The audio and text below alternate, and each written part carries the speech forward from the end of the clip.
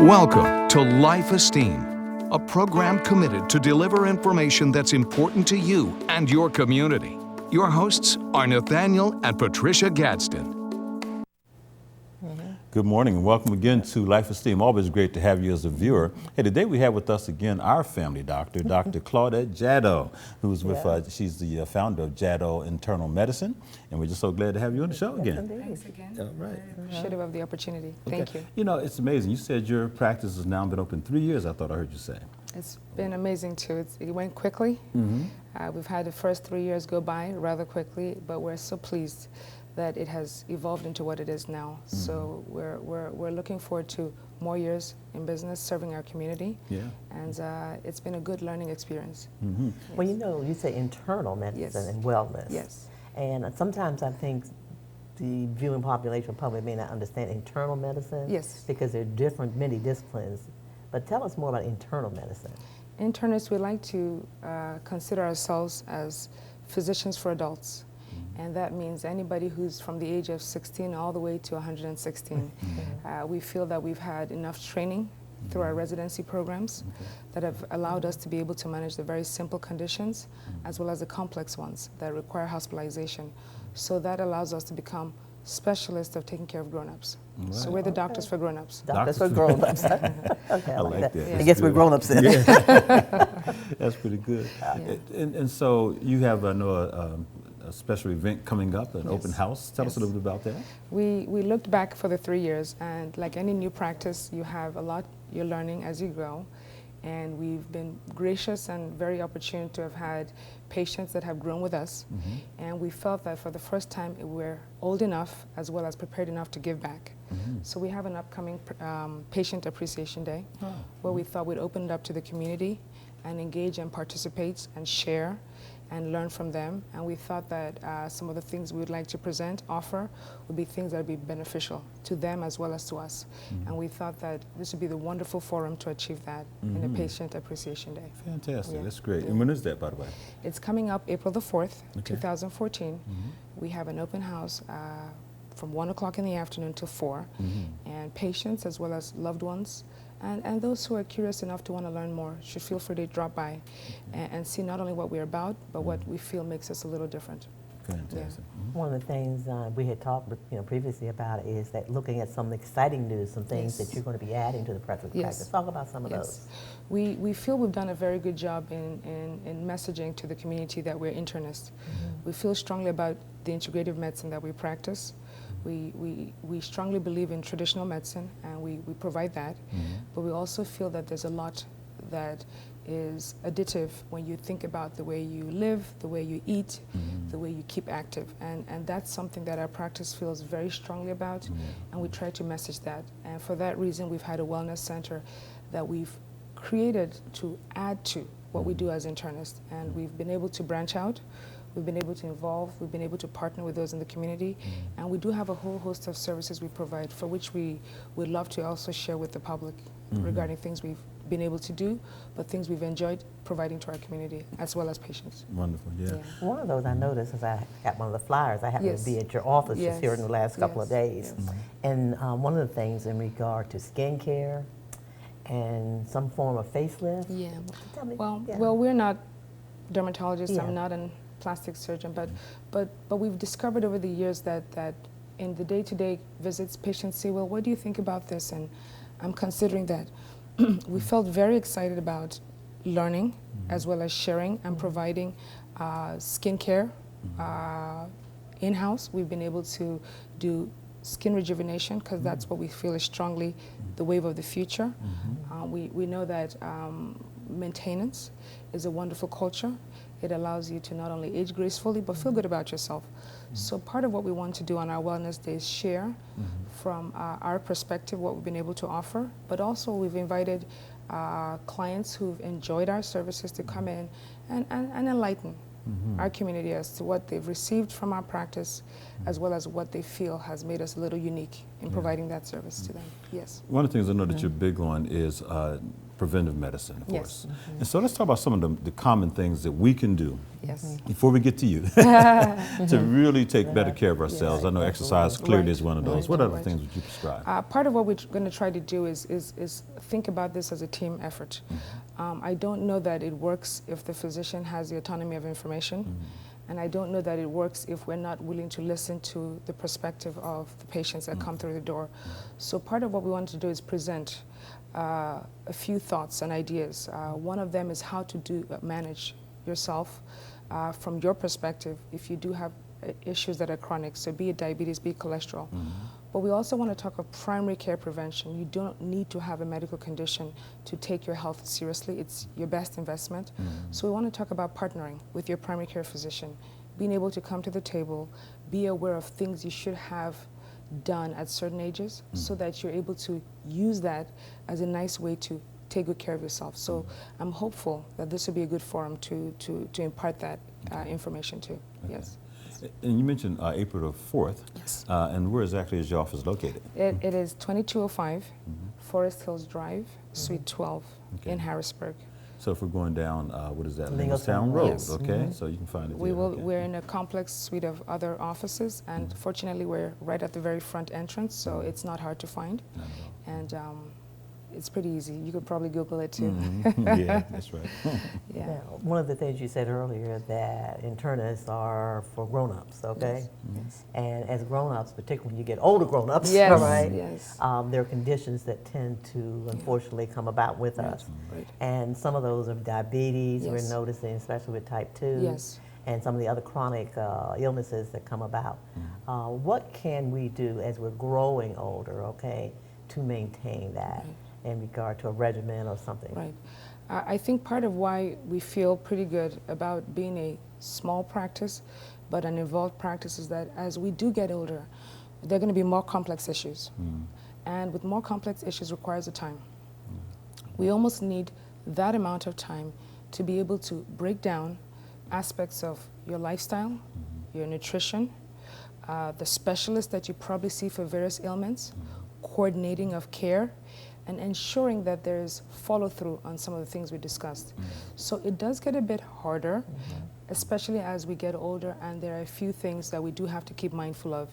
And experience has shown that sometimes the biggest issues are from communicating, understanding the information that's been presented to you by different physicians, being able to understand what prescriptions are for what, how to take them.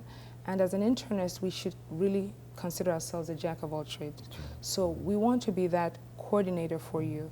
It's almost like having your own family member as your physician who's able to sit down with you, make sure that you are being evaluated, but also coordinating care between various specialists who sometimes may also have to partake in the delivery of good care for you. And it does get a little overwhelming sometimes, and I see that in the eyes of patients. So it's your health, it's your understanding of your condition, it's your follow-through, and it's being able to break it down in such a simplified way that it allows you to feel like you're part of the decision-making process and not overwhelming. That's one thing I do like about your practice. I mean, it is a conversation. You will challenge and you will listen. Yeah, absolutely. For senior citizens, you know, I heard once that once you get a certain age, you should change your diet. Yes. Because meat, for example, tends to stay on our track a lot longer and can cause all kinds of problems. Should we become vegetarians, or you know, how do we handle that? I know they say red meat's worse than the leaner meats and all that. There are so many plans and nutritional advice, and we have so many specialists who are dietitians, nutritionists, lifestyle coaches, and I'm beginning to think that at this stage we have such an amazing amount of information. It still seems overwhelming. So what I've liked in what I'm doing is kind of stream it down. Work with what it is you like, what it is you know, and make the best options, health options you can. I'm not sure that we should ask of everyone to go vegan. I'm not sure if we should ask everybody to go to a plant-based diet, because I think that's a little unrealistic. But maybe the better goal would be to, how could you pick better choices amongst the things that you are willing to consider as your staples? And I think that that's a very, very realistic place to start from. It's more likely to be something you can follow through on. It's more likely something that you will at least make some achievable gains than if it's to be strict, you can have this but not that. I don't think that's sustainable for a lot of people. Yeah. And I think that's where a lot of the pitfalls happen, where people get very motivated, start with changes, but sometimes they fizzle out because there's a lot of restrictions placed. There will be people who will make that decision for themselves, and that's great. And we should partner with them if that's a choice that they're looking at, to say, here are some of the benefits, but here are some of the things you may need to add to if that's a choice you decide. Okay. Yeah. Good. And see, that's one of the things, too, I have to applaud and appreciate you in regard to having more of a holistic type of understanding and approach. And because, again, I guess it has to do with the individual as well. It does. And I think that we should never jump in to assume we know better or what's best. I think that part of why internists clearly have defined themselves as doctors for adults is that we're talking to people who have their own capacity to reason things for themselves. I think that their interest is to learn, impart that information. They can make the meaningful decisions for themselves. And I would prefer not to jump and overstep that, but continue to guide and suggest and recommend as well as share. And if we can all understand our roles, I think that's when the team becomes efficient and effective. If it becomes a case of here's what I think you should do and not necessarily what I suggest, they may or may not consider that's in their best interest, and you may lose that ability to over time make change. So I'd rather focus on sharing and seeing how that continues to grow and evolve. We should take on the miracle drug aspirin. Okay, we're going to talk about how aspirin is really something that we should consider as part of our routine. So, you know, a low dose aspirin. I mean, it is clearly been shown, not only with studies, but a lot of data has been gathered that aspirin has been helpful in what we call primary prevention. That means those patients who may have somewhat of a risk towards cardiovascular events, but also secondary prevention, meaning you've had a cardiovascular event or a cerebrovascular event. I will say it is a medication. It is sometimes with its benefits and sometimes with its risk. So that's the sort of decision that I believe patients should ask their family doctors. Should I take an aspirin, even a low-dose aspirin? They may have some risk factors that may suggest otherwise. So even as simple as what is a great idea should be personalized. And I feel it's best to ask your physician, because at least they should know your other risk factors and match that with the potential benefit of the aspirin and hopefully arrive at a meaningful conclusion as to what's in your best interest. Yeah.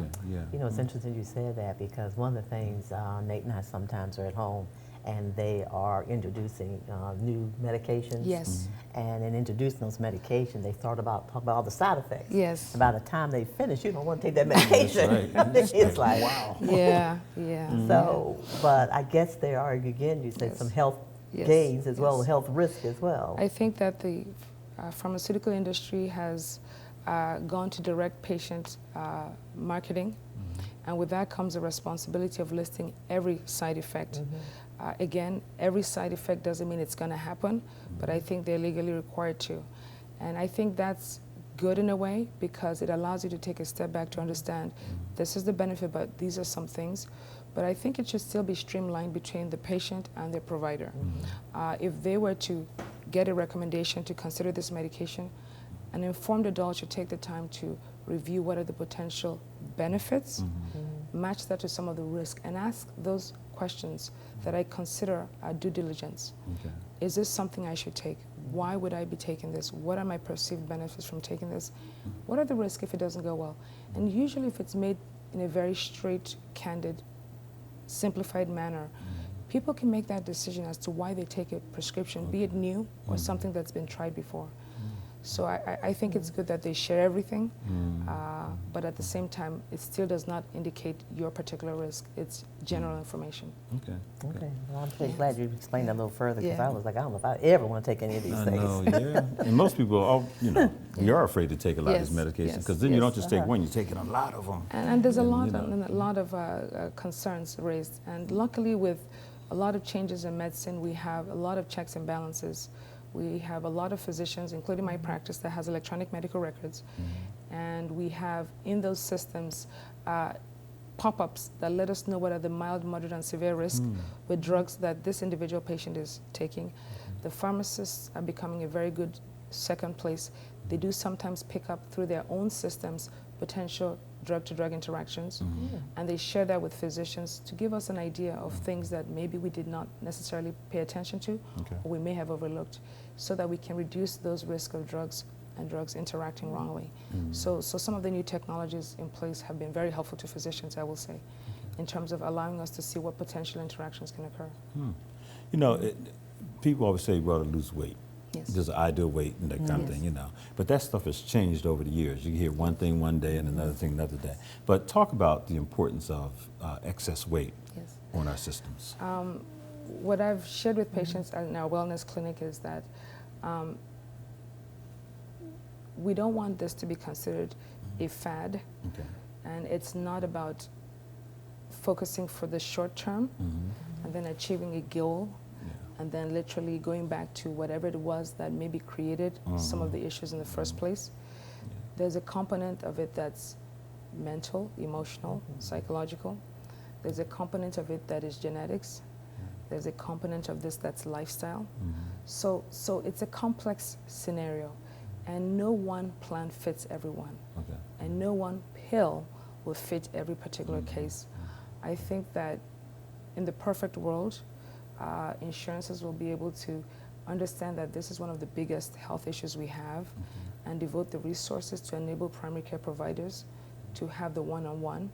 But I think in the real world, sometimes the time is not available, as well as the reimbursements from insurances, and that has discouraged physicians. We have not been discouraged by this, but we feel that there is an issue with weight. It sometimes could be an issue regarding health, but I would encourage people to bring this up with their physicians, do some research, put heads together, begin to figure out what's the best way to make a lifestyle change that may better suit the weight loss you're looking for. So I agree with you, Mr. Gadsden, that it is an issue. The question is, how do we solve it? How do we solve it? It's a little bit complex. It may not be the restriction of calories alone or the utilization of certain types of weight loss diets. It may be a combination of all things to sustain a lifestyle change. I mean, it brought that mine was Luther Vandross, how he had that yo-yo up and down, and eventually, you know. So that's concerning. You know, you lose the weight, and then just when you feel like you've conquered that particular issue, sometimes the very issues that cause the weight gain were not addressed.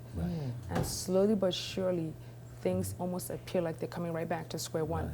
And we've had many celebrities where we've been able to see, but we also have people in their personal lives who can share their story with you.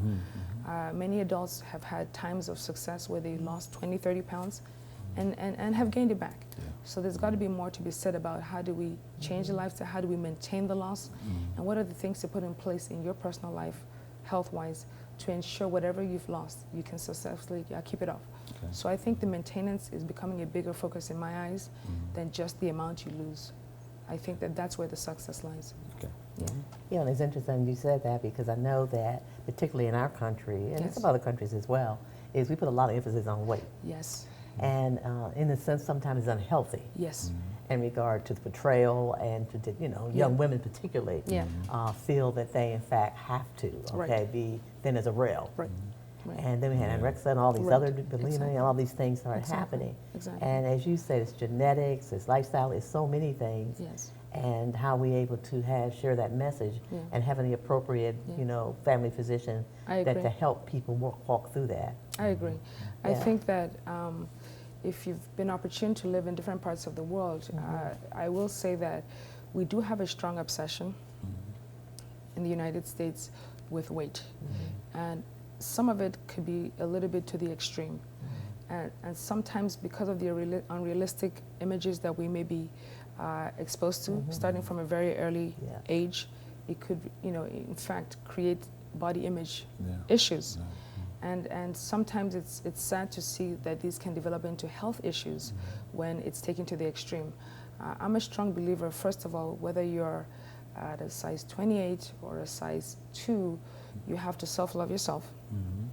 Second of all, it puts you in a better position to work with whatever goals you have. And then you do have to get to a point where you recognize, be it genetics, be it height, be it weight, that this is the optimal health that you're at, and it's not about the size you've become.